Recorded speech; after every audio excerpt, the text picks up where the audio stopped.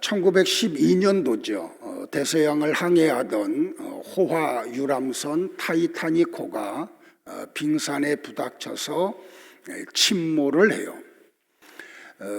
그 타이타닉호에는 세 개의 부호들이 많이 타고 있었죠. 이 배가 침몰하기 전까지 그 속에 배 안에 타고 있던 사람들은 특등실, 1등실, 2등실, 3등실 이렇게 나누어질 거예요. 그리고 이 배가 순항을 할 때까지는 세상에 그들이 갖고 있는 그런 것들이 가장 가치가 있다고 생각을 했겠죠. 그런데 배가 빙산에 부닥치고 침몰해 갈 때 그 배 안에 있던 사람들에게 가장 소중한 것은 뭐였을까요? 구명보트에 타는 자리 한 자리였겠죠. 그런데 배가 순항할 때까지는 구명보트가 그렇게 소중하다고 생각하지 않았을 거예요. 그 자리에 한 자리를 차지하는 게 뭐 대수겠느냐라고 생각했을지 몰라요. 세상적인 그들이 가지고 있는 금은보화가 더 소중하다고 생각을 했겠죠. 그런데 배가 침몰해 갈 때 그 배 안에 있는 모든 사람들에게 있어서 가장 소중한 것은 어떻게 하면 구명보트에 탈까? 그 자리 하나를 어떻게 하면 차지할까? 그 구명보트 자리 하나가 가장 소중했겠죠. 마치 이 세상은 망망대해를 항해하는 호화 유람선과 같아요. 그래서 배에 아무런 이상이 없고 순항을 할 때에는 모든 사람들이 가치 있게 여기는 게 뭐냐면 세상적인 것들이에요. 누가 더 큰 집을 소유했고, 누가 더 높은 자리에 올라가며, 누가 더 많은 것을 누리며 사는 것인가. 그런데 이 배가 타이타닉호와 같이 침몰할 마지막 종말의 때가 이르면 가장 소중한 게 뭘까요? 예수 그리스도를 통한 구원이겠죠. 세상을 떠나가는 그 앞에서 가장 소중한 것은 예수님 밖에는 소중한 게 없어요. 아침에 일어나서 좀 신문을 리서치했더니 이런 기사 하나가 떴더라고요. 23살의 젊은 여자 유튜버가 암에 걸려서 의사로부터 사형 선고를 받아요. 그러면서 이 유튜버가 마지막 영상을 올려요. 내가 앞으로 일주일을 더 살지 한 달을 더 살지 모르는 그런 가운데서 마지막 동영상을 올린다고. 23살의 젊은 나이에 세상을 떠나는 이 친구에게 가장 소중한 게 뭘까요, 여러분들? 그 유튜버의 동영상에 들어와서 팔로우를 다는 그런 사람들이 아니겠죠. 예수 그리스도 밖에는 없어요. 예수님은 이 세상이 마치 빙산에 부닥쳐 침몰하는 호화 유람선과 같다고 비유적으로 말씀을 하셨어요. 노아의 때와 같이 인자의 임함도 그러하리라. 홍수전에 노아가 방주에 들어가는 날까지 사람들이 먹고 마시고 장가들고 시집가고 있으면서 홍수가 나서 그들을 다 멸하기까지 깨닫지 못하였으니 인자의 임함도 이와 같으리라. 타이탄이라고는 영화를 보면 그 배에 탔던 많은 사람들이 배가 빙산에 부닥치고 침몰할 것을 예측했던 사람은 한 사람도 없어요. 마치 이 세상에 사는 사람들이 예수님이 재림하는 때를 모르는 것과 같은 것이라고 얘기를 하시지요. 그리고 이 세상이 끝날 때 우리는 우리가 그토록 소중하게 여기고 애지중지하던 것들을 하나도 가지고 가지를 못해요.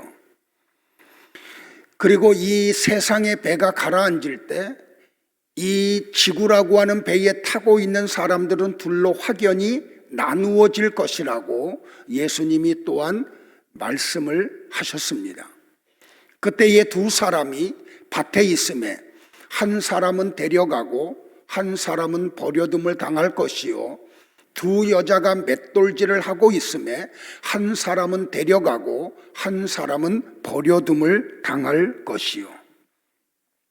세상이 편안할 때 이 사람들의 가치는 어디에 있을까요?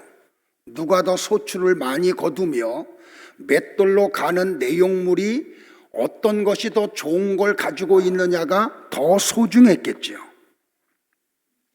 그리고 그것을 자랑하고 그것을 가지고 있지 못한 사람들은 그것을 소유한 사람들을 부러워했겠죠.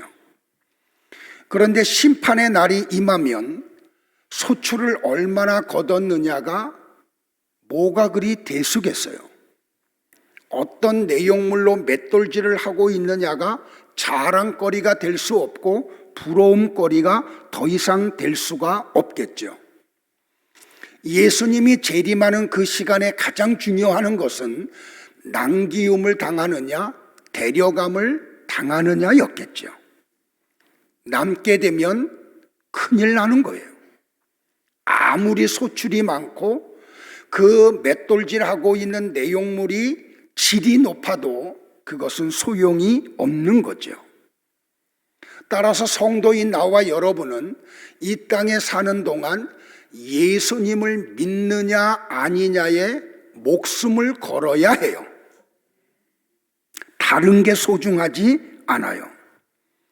그런데 엘리 시대의 이스라엘 백성들의 신앙은 경건의 모양은 있었지만 경건의 능력을 부인하던 사람들로 가득한 시대였어요. 엉터리 신앙을 가진 사람들이 하나님의 이름을 들먹거리며 하나님의 앞에 제사를 지낸다고 했어요. 그들의 신앙이 얼마나 엉터리였는지 한번 추적해 가볼까요, 여러분들? 블레셋과의 전쟁이 벌어져요. 그런데 이 블레셋과의 전쟁에서 이스라엘이 자꾸 패해요. 그러자 이스라엘 백성들 속에 어떤 이야기들이 도냐면 여호와의 법궤가 우리 가운데 같이 있지 않아서 지금 블레셋에게 전쟁을 지고 있다고 판단을 해요. 그래서 그들은 이스라엘 장로들이 백성들에게 이렇게 이야기를 하고 요청을 해요. 왜 여호와께서 오늘 우리를 블레셋 사람에게 패하게 하셨을까? 여호와의 법궤를 실로에서 이리로 가져오게 하자. 우리가 그것을 전쟁터로 메고 나가면 여호와께서 우리 가운데 계셔서 분명히 우리를 원수들의 손에서 구원하실 것이다 라고 말이에요. 그래서 사람들을 실로로 보내고 그리고 천사 사이에 계시는 전능하신 여호와의 법궤를 전쟁터로 가지고 와요. 그 일을 앞장섰던 사람이 누구냐면 엘리의 두 아들 홈니와 비느하스예요. 그리고 이 홈니와 비느하스가 법궤 옆에 서 있어요. 그러니까 이스라엘 백성들은 법궤만 있으면 우리가 하나님에 대한 지식이 있든지 없든지 하나님이 우리를 기뻐하는지 관계없이 법궤만 우리와 같이 있으면 이 전쟁을 이긴다고 믿었어요. 얼마나 엉터리 신앙이에요, 여러분들. 하나님은 어떻게 합니까? 법궤가 왔음에도 불구하고 이 전쟁을 이스라엘로 패하게 만드세요. 그리고 홈니와 비느하스는 죽임을 당하고 심지어 여호와의 법궤를 블레셋 사람들에게 빼앗기게 만들어요. 그러자 블레셋 사람들이 이스라엘에게서 빼앗아 온 여호와의 법궤를 그들이 믿는 다곤 신전에다가 갖다 놔요. 하룻밤이 지나고 난 다음에 블레셋 사람들이 다곤 신전에 들어갔더니 희한한 일이 벌어져요. 나무로 만드는 다곤 신이 여호와의 법궤 앞에 무릎을 꿇고 머리에 땅을 박고 절을 하고 있어요. 그러니까 블레셋 사람들 입장에서는 자존심이 상하죠. 그래서 그들이 어떻게 하냐면 그들의 신 다곤 목상을 다시 일으켜 세워요. 그리고 제자리에 갖다 놔요. 그런데 하룻밤이 지나고 난 다음 날 또 가봤더니 이번에는 더 처참한 일이 벌어져요. 다곤 신의 손과 발이 떨어져 나가고 목이 떨어져 나가서 여호와의 법궤 앞에 나뒹굴고 있어요. 그래서 블레셋 사람들은 두려움을 가지고 여호와의 법궤를 어디로 옮기냐면 가드로 옮겨요. 그러자 하나님이 그 가드의 독종을 발하게 하고 블레셋의 많은 사람들을 고통과 죽음 속으로 몰고 가세요. 그러자 이번에는 블레셋 사람들이 여호와의 법궤를 에그론으로 또 옮겨놔요. 하나님은 에그론에도 똑같은 일을 펼치고 마세요. 하나님의 하나님 되심이 하나님 스스로 드러내신 거죠. 그러자 블레셋의 사람들이 이 일이 이스라엘이 믿는 하나님에 의한 건지 아니면 우연히 일어난 것인지를 알기를 원해서 이런 제안을 해요. 한 번도 멍에를 메어보지 않은 암송아지 2마리에다가 멍에를 짊어매고 수레를 연결한 후에 여호와의 법궤를 그 위에 올려놓고 아무도 송아지를 끌고 가지 않는데 이 암송아지 2마리가 벳세메스를 향하여 곧바로 올라가면 지금 우리 블레셋에게 일어났던 이 모든 일은 여호와로 인해서 일어난 것이라고 그들이 생각을 하고 그렇게 해요. 그런데 이 암송아지 2마리는 얼마 전에 새끼 송아지를 낳았던 어미소들이에요. 근데 이 사명을 받은 이 어미소들이 법궤를 연결한 수레를 끌고 벳세메스를 향하여 똑바로 올라가요. 근데 올라가는데 이 암송아지들이 어떻게 해요? 떼어놓은 새끼 송아지들, 그것들을 때문에 눈물을 툭툭 떨어뜨리며 올라가요. 그래도 이게 하나님에 의해서 주어진 이 암소들에게 주어진 사명이었기 때문에 이 미물이었던 이 암소들이 벳세메스를 향하여 올라가요. 그것을 블레셋의 방백들이 지켜봐요.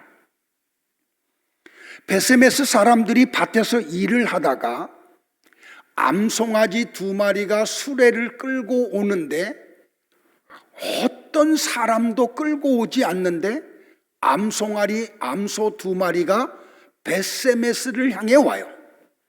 그런데 가만히 보니까 수레 위에 그들이 그토록 사모하던 여호와의 법궤가 놓여 있는 걸 보고 기뻐서 어쩔 줄을 몰라요. 그런데 이 암소들이 어디에 갔는지 아세요, 여러분들? 여호수아라고 하는 이름을 가지고 있는 사람의 밭에 도착을 해요. 그리고 큰 바위 곁에 멈춰요. 참 신비롭죠, 여러분들. 그런데 여기서 또 이해할 수 없는 일들이 벌어져요. 벳세메스 사람들이 법궤를 내려놓고 그 법궤를 실어온 수레의 나무들을 도끼질을 해요. 그래서 제단을 쌓고 그 법궤를 끌고 온 암소 2마리를 잡아서 번제로 하나님 앞에 드려요. 제가 누누이 이야기하듯이 구약의 어떤 사건들과 이름들과 내용들은 다 그림자예요. 하나님이 무엇인가를 설명하려고 하는 실체는 신약에 있다고 말씀을 드렸죠. 그런데 여러분들 이 벳세메스라고 하는 지역이 어딘지 아세요? 출애굽한 이스라엘 백성들이 가나안 7족속을 물리치고 땅을 분배받을 때 레위 지파 아론의 자손들이 분배받은 땅이에요.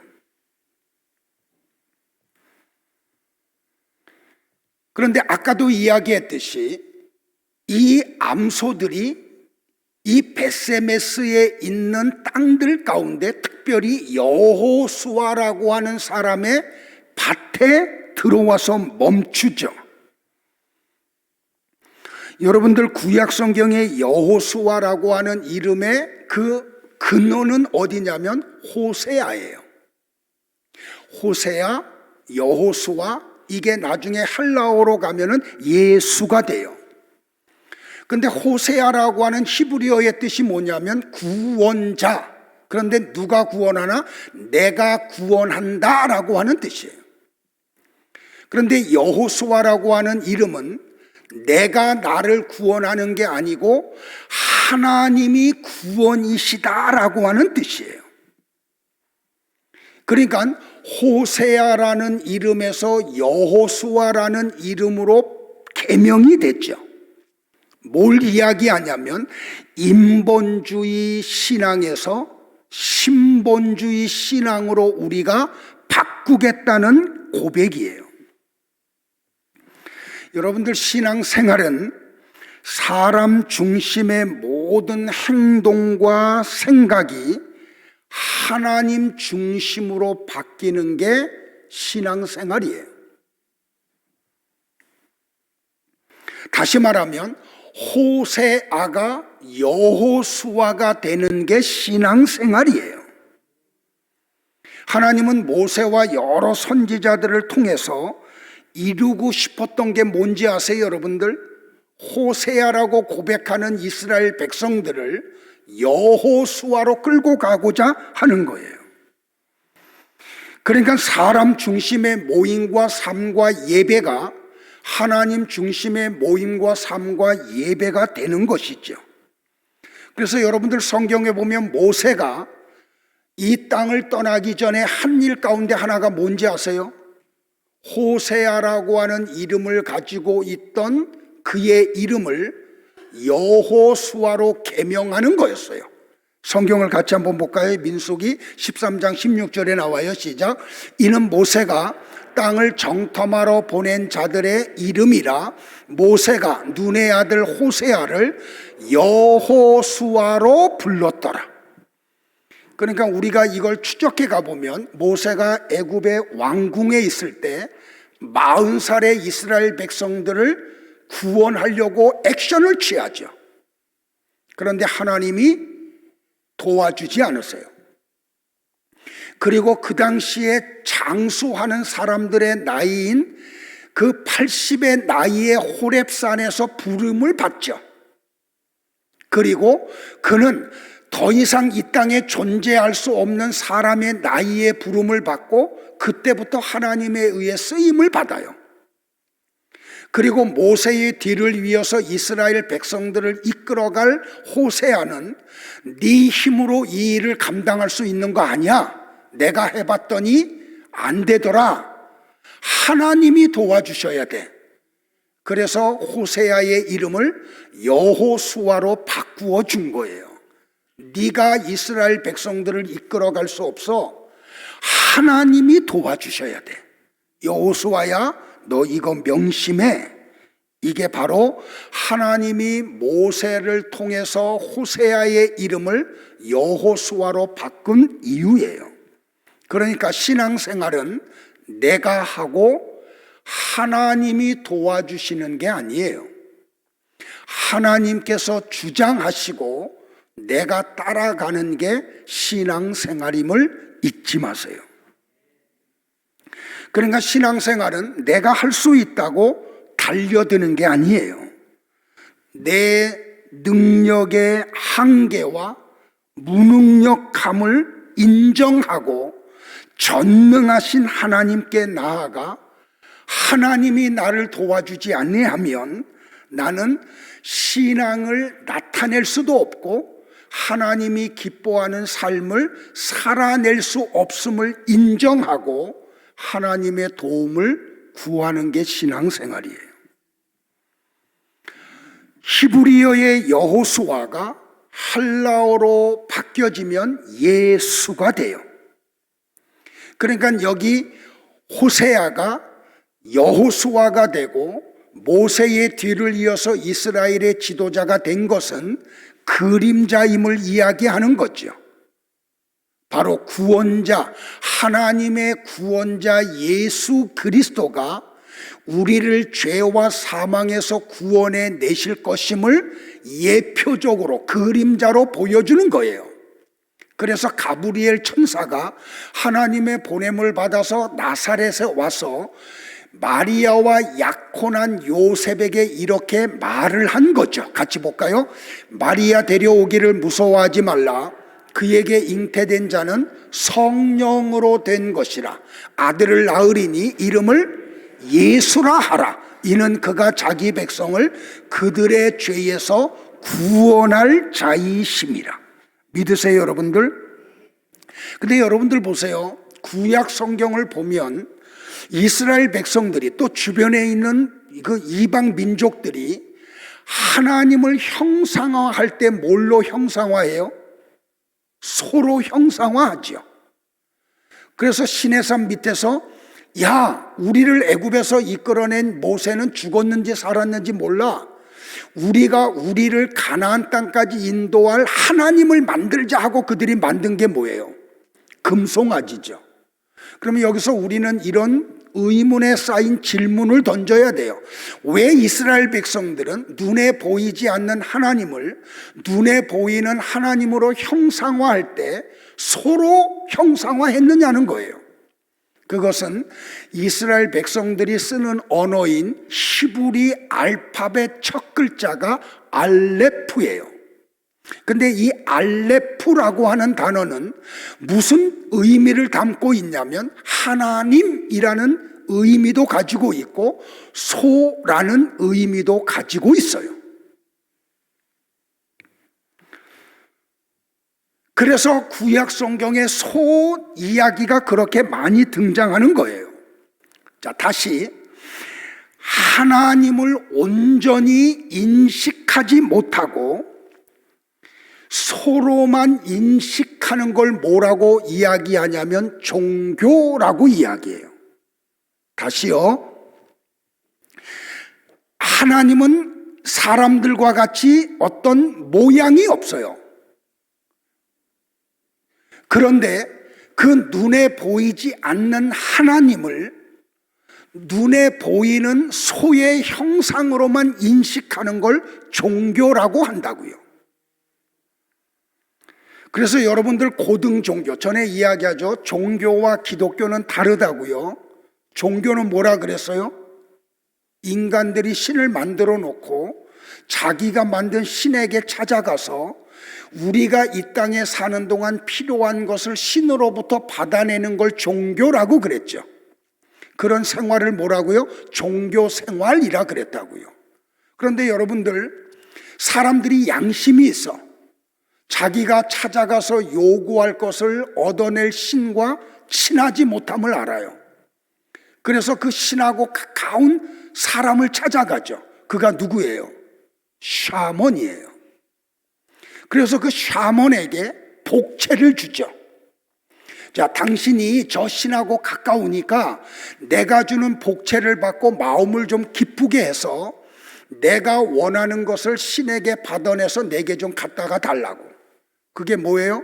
그게 샤머니즘이에요. 그런데 교회라고 하는 곳에서 성도라는 사람들이 양심이 있어. 내가 하나님과 가깝지가 않아. 그래서 내가 원하는 것을 하나님 앞에 요구하는 게 조금 부끄러워. 그런데 가만히 보니까 목사라는 분이 하나님과 가까이 보여. 그래서 어떻게 여러분들?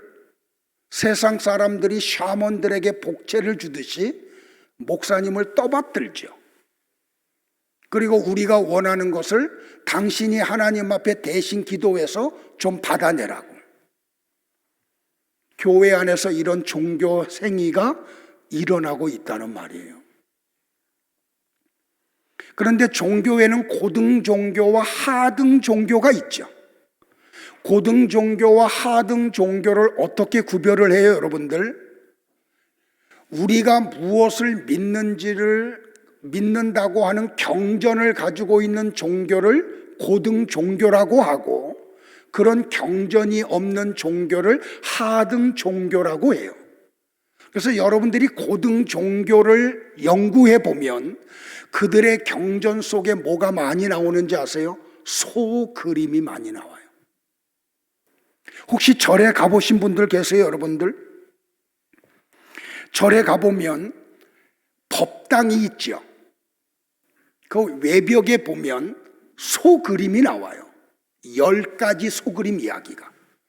그걸 뭐라 그래요? 심우도라고 그러죠.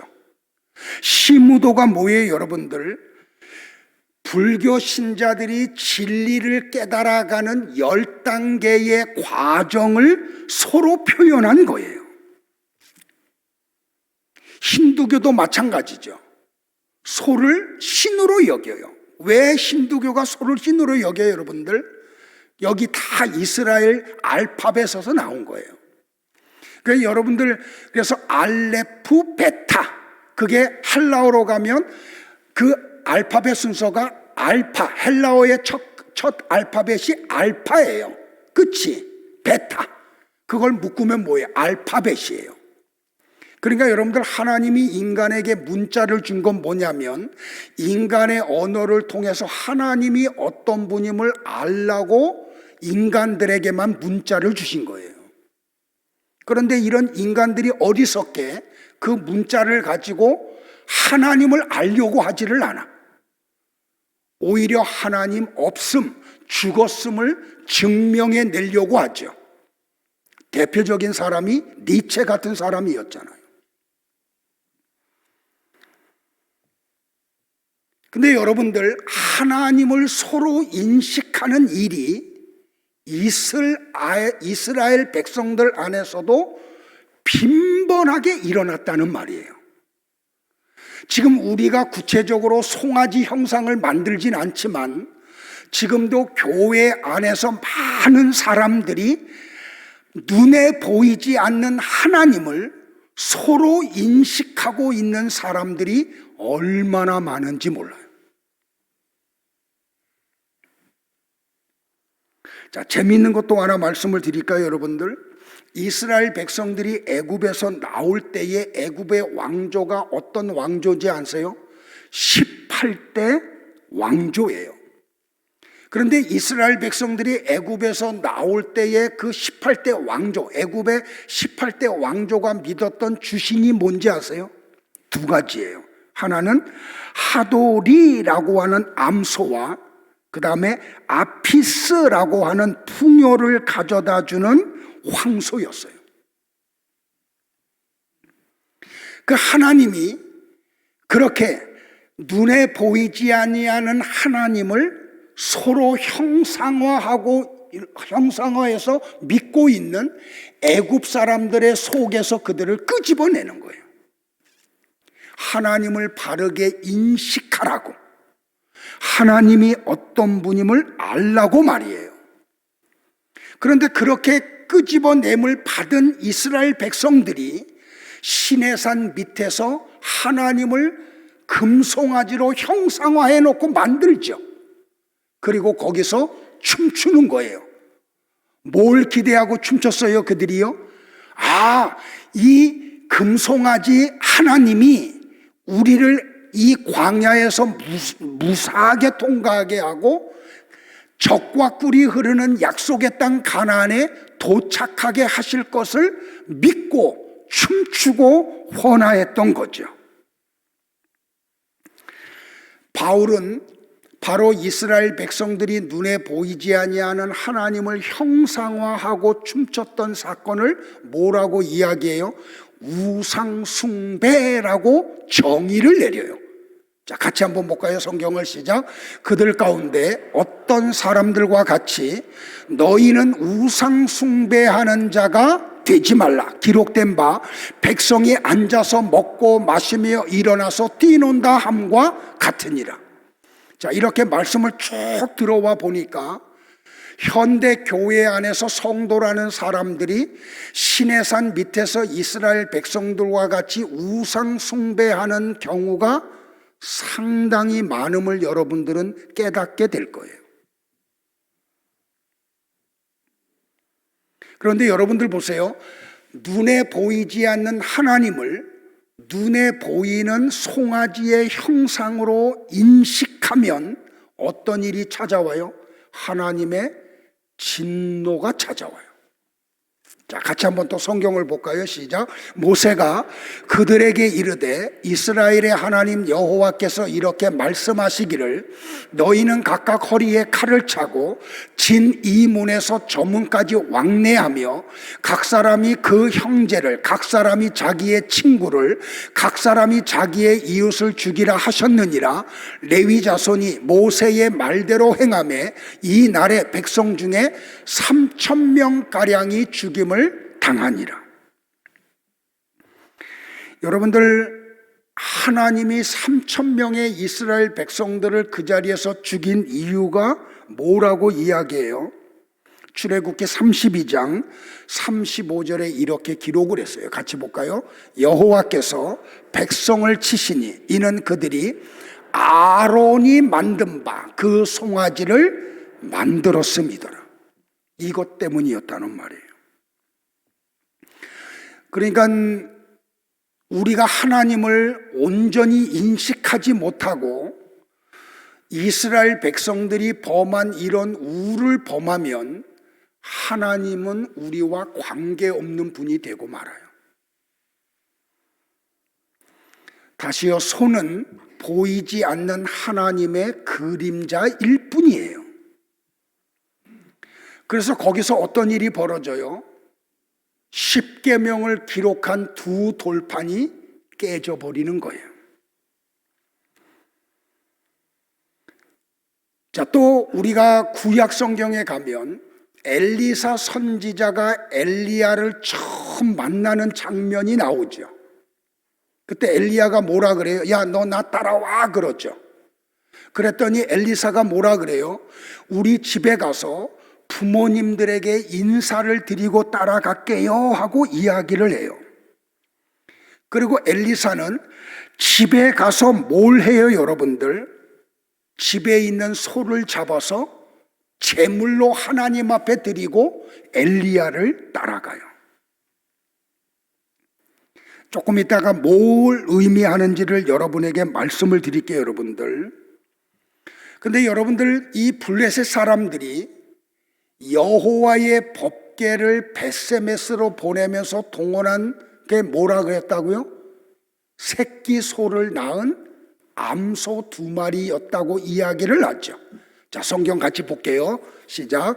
그 사람들이 그같이 하여 젖나는 소 2를 끌어다가 수레를 메우고 송아지들은 집에 가두고라고 이야기해요. 그런데 이 법궤를 실은 암소 2마리가 어디로 갔다고요?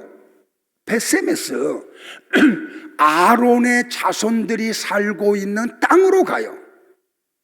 그런데 거기에 가는데 누구의 밭으로 갔다고요? 여호수아의 밭, 하나님이 구원하신다라고 하는 밭에 가시는 거예요.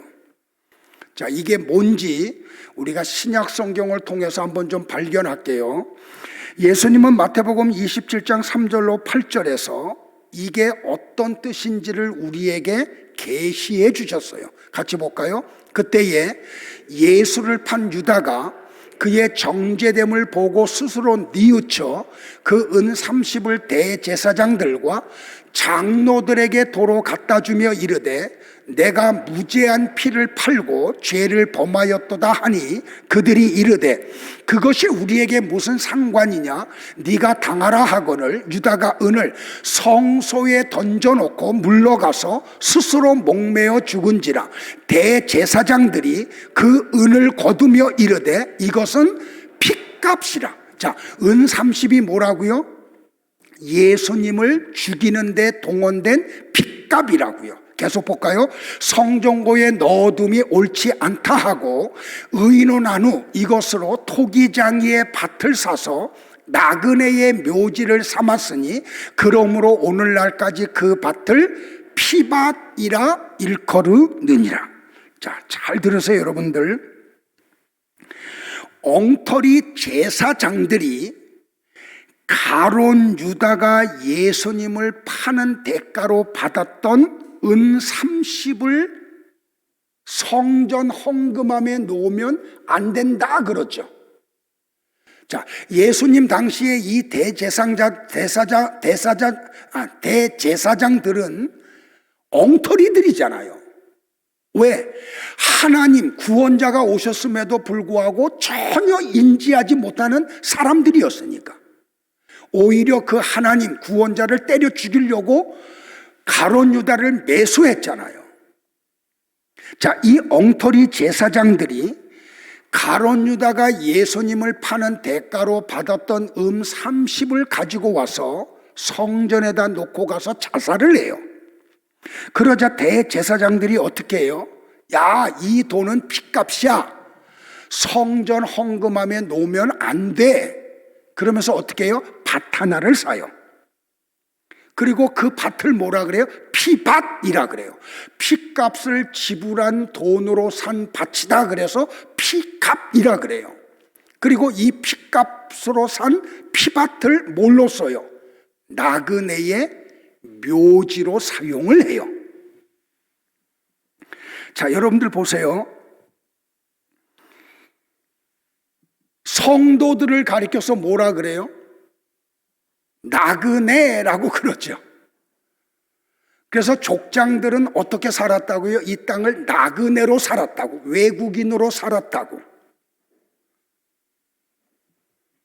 그러면 피밭, 나그네의 묘지, 그러면 여기가 곧 어디예요? 교회라는 말이에요. 자, 같이 한번 성경을 볼까요? 히브리서 기자가 정확하게 이야기를 해요. 같이 봅니다. 이 사람들은 다 믿음을 따라 죽었으며 약속을 받지 못하였으되 그것들을 멀리서 보고 환영하며 또 땅에서는 뭘로? 외국인과 나그네임을 증언하였으니. 자, 성도들을 뭐라고 얘기했다고요? 나그네라고 얘기했다고요. 그런데 그 예수님을 파는 값이었던 핏값으로 산 피밭을 뭘로 썼다고요? 나그네의 묘지로 썼다고요. 그럼 여기가 어디예요? 교회라는 말이에요. 자, 같이 한번 또 볼까요, 여러분들? 베드로전서 1장 17절에 베드로도 똑같은 얘기예요. 시작. 외모로 보시지 않고 각 사람의 행위대로 심판하시는 이를 너희가 아버지라 부른즉 너희가 나그네로 있을 때를 두려움으로 지내라. 성도를 뭐라고 얘기했다고요? 나그네라고 불렀다고요. 그러니까 예수님의 피값으로 산 피밭이 나그네의 무덤이 돼요. 바울은 사도행전 20장 28절에서 예루살렘에 3차 전도 여행을 마치고 예루살렘으로 돌아가죠. 성령님이 계시해요. 너 예루살렘에 가면 이게 마지막 길이야. 예루살렘에 너를 죽이려는 사람들이 있어서 너 이 길로 통해서 이제 네 마지막 인생이 끝나. 바울이 이걸 알아요. 그래서 어떻게 해요? 밀레도 해변에 에베소 교회 장로님들을 초청해요. 그리고 그 에베소 교회 장로님들에게 바울이 이렇게 말을 해요. 같이 볼까요? 시작. 여러분은 자기를 위하여 또는 온 양떼를 위하여 삼가라. 성령이 그들 가운데 여러분을 감독자로 삼고 하나님이 자기 피로 사신 교회를 보살피게 하셨느니라. 우리 장로 후보님들은 이 말씀 굉장히 깊이 있게 봐야 돼요. 그러니까 장로 직분을 가지면요, 경솔하게 살면 안 돼요. 자, 다시 정리할게요. 법궤를 짊어맨 그 암소들이 여호수아의 밭으로 가요. 그런데 이 밭은 예수님의 피값으로 산 피밭이에요. 그 피밭이 나그네의 묘지가 돼요. 곧 교회를 이야기해요. 그렇다면 성도는 교회에서 어떻게 살아야 되는지를 계시하고 있죠. 여러분들이 교회에 오면 어떻게 살아야 돼요? 이생의 자랑과 안목의 정욕과 육신의 정욕을 죽여야 돼요. 여기서 피가 흘러가야 돼요.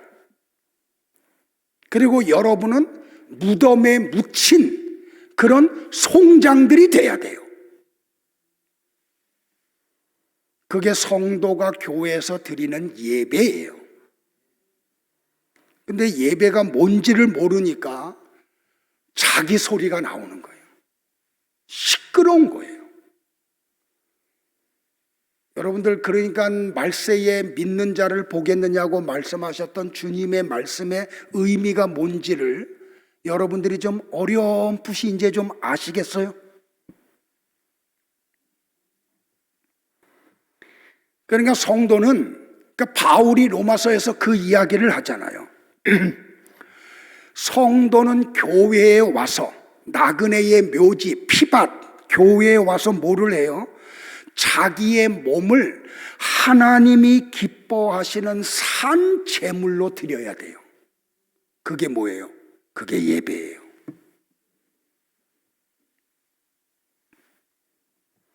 그러니까 여러분들, 이 사무엘서 기자가 지금 벳세메스로 올라가 제물이 되어 죽은 두 암소 이야기가 계시하는 것은 분명하죠.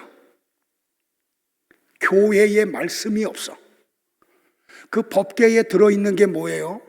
십계명을 기록한 두 돌판, 만나를 담은 항아리, 아론의 쌍난 지팡이.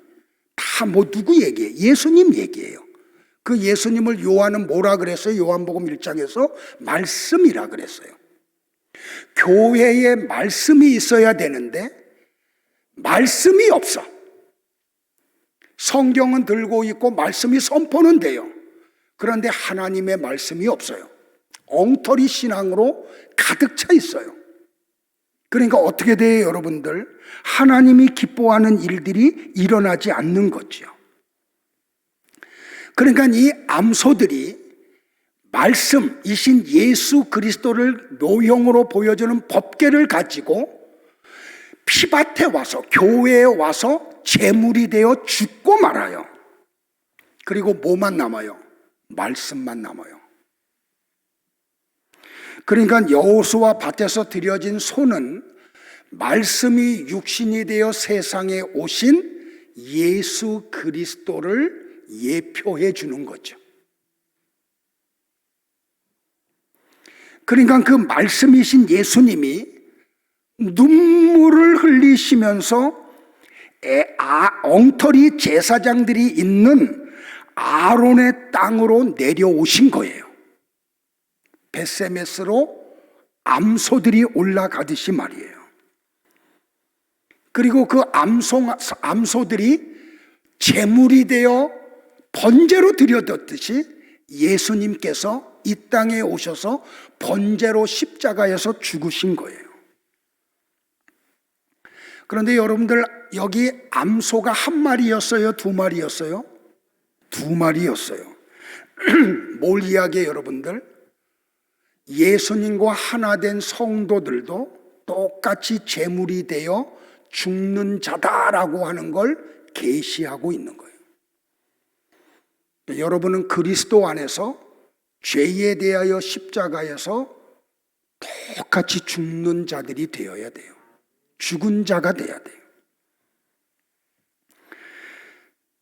그러니까 이게 성도의 삶이 어떻게 이루어져야 됨을 예수님이 마태복음 16장 24절로 27절에서 말씀하죠. 이거는 가이사랴에서 이루어진 거예요. 가이사랴 빌립보에서요. 사람들이 나를 누구라 하느냐? 너희들은 나를 누구라 하느냐?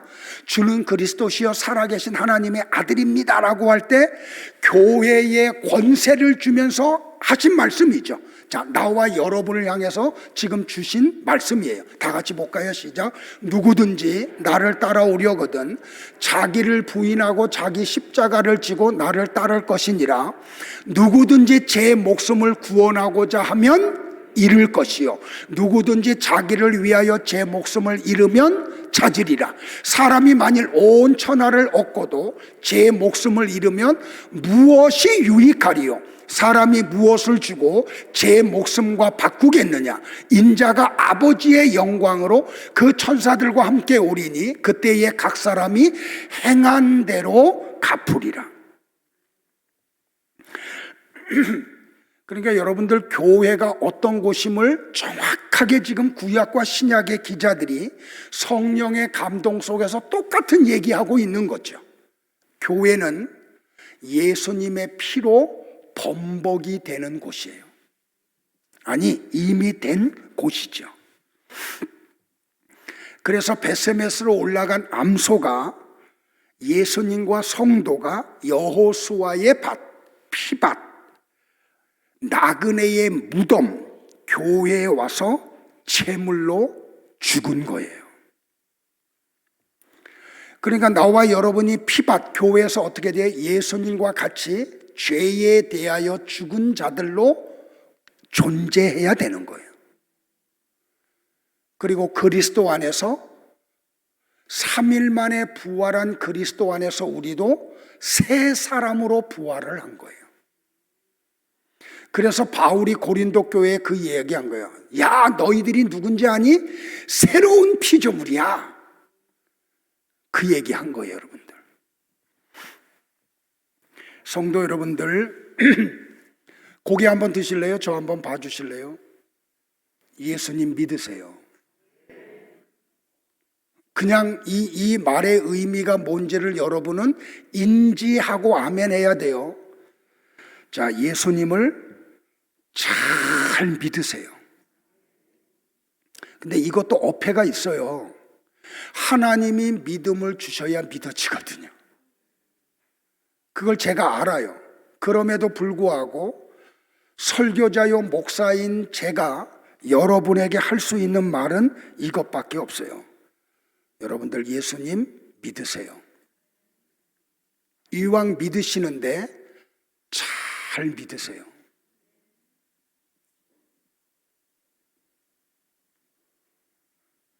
정말 잘 믿으세요. 신앙이 뭔지를 인지하고 이 속에 들어가세요. 자, 말씀을 정리할게요, 여러분들. 이 암소 2마리가 누가 끌고 가지도 않았는데 벳세메스, 피밭, 여호수아의 밭에 가죠. 그리고 말씀만 남기고 재물이 되어 죽음이 돼서 연기로 사라져요. 자, 누누이 얘기했듯이 이것은 그림자예요.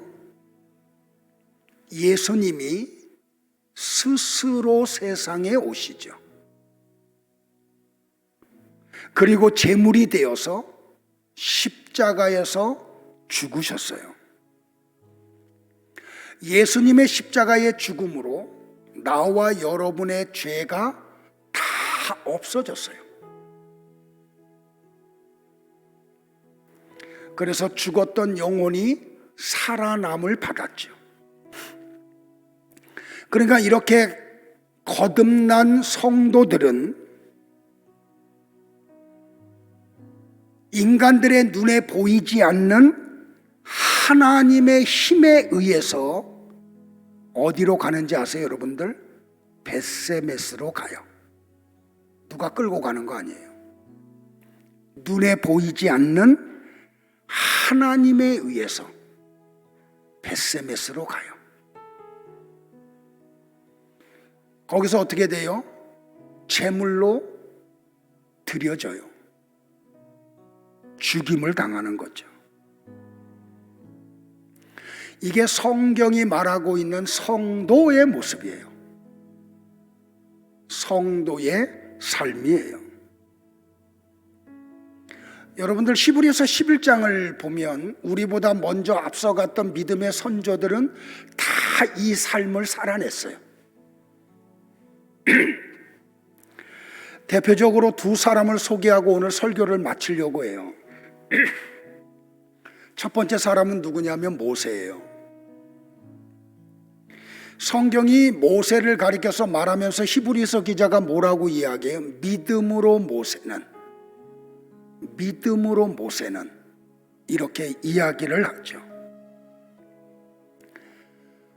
그러니까 이 믿음이 누구에게서 왔다고요? 하나님으로부터 선물로 주어졌다고요. 그러자 모세가 어떤 삶을 살아내요?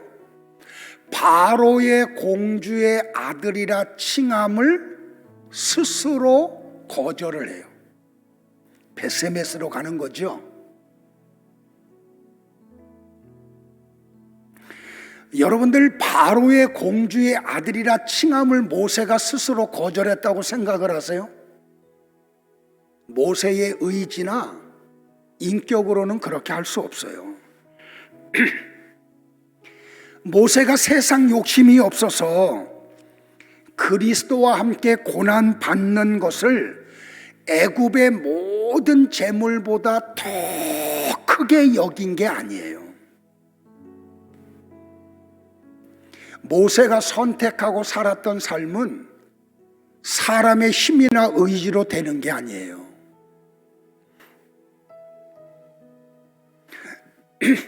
베세메스로 올라가던 그 미물 암소 2마리가 정확하게 베세메스로 가고 여호수아의 밭에 머물러 재물이 되어 죽었던 것과 같이 눈에 보이지 않는 하나님의 강권적인 은혜에 의해서 모세가 그 삶을 살아낸 거예요.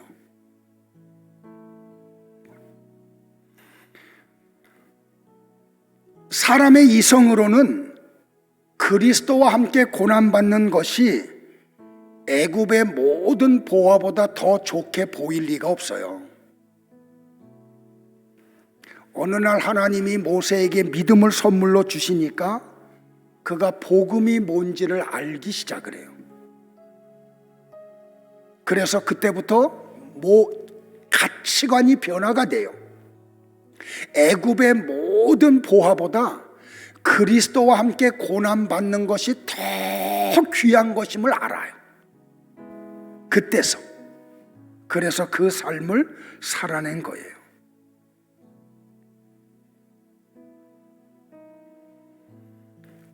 에스겔 선지자가 또 그래요, 여러분들.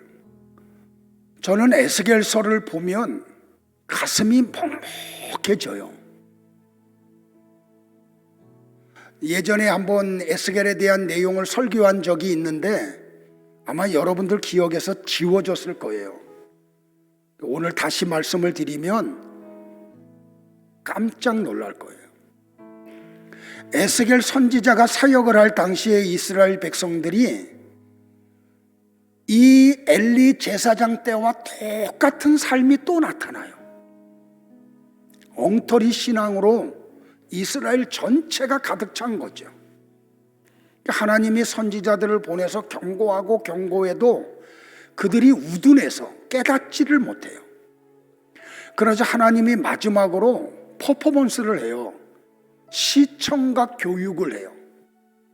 그 시청각 교육의 내용이 뭔지 아세요, 여러분들? 하나님이 에스겔 선지자를 찾아와서 이야기해요. 야, 너 오늘 아침에 이스라엘 백성들 속에 들어가서 내 말 좀 선포해. 그러면서 하나님의 말씀을 에스겔 선지자에게 담아줘요. 그 내용이 뭔지 아세요?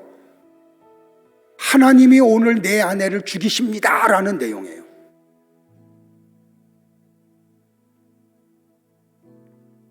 그러면서 하나님이 뭐라 그런지 아세요? 내가 오늘 네 아내를 데리고 갈 건데 네 아내 죽으면 너 울지도 마, 슬퍼하지도 마, 어떤 음식도 먹지 마. 그리고 하나님이 에스겔을 이스라엘 백성들 속에 보내요. 여러분들, 하나님의 말씀은 살아있어요. 운동력이 있어요. 그래서 선포되면 그대로 이루어져요. 하나님의 보냄을 받은 에스겔 선지자가 그걸 몰라요? 내가 이 말씀을 선포하면 우리 집에 초상이 일어난다는 거 에스겔 선지자가 알아요. 그런데 여러분들 에스겔이 어떻게 하는지 아세요? 하나님의 말씀을 받아가지고 이스라엘 백성들 속으로 들어가. 그리고 선포해요. 오늘 하나님이 내 아내를 죽이신답니다. 그런데 나보러 울지도 말라 그래요. 슬퍼하지도 말라 그래요. 그렇게 하루 종일 말씀을 선포하고 집에 돌아와요. 집에 돌아왔더니 어떤 일이 벌어져요? 하나님이 자기 아내를 저녁에 데리고 가세요. 말씀대로 이루어진 거예요. 그러자 에스겔 선지자가 하나님의 말씀대로 똑같이 행동을 해요.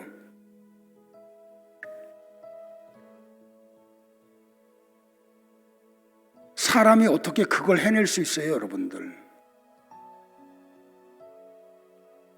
근데 에스겔 선지자가 그걸 해냈다니까요. 그러니까 이게 뭐예요, 여러분들? 신앙이 희희낙낙하면서 웃으면서 갈 수 있는 게 아니라는 걸 얘기해요. 어떻게 신앙이 이런 건데 희희낙낙하면서 웃으면서 이 길을 갈 수가 있어요. 그러니까 에스겔 선지자를 통한 이 퍼포먼스, 시청각 교육은 그림자인 거예요. 이것도요. 예수 그리스도의 십자가가 무엇인지를 지금 설명하고 있는 거예요.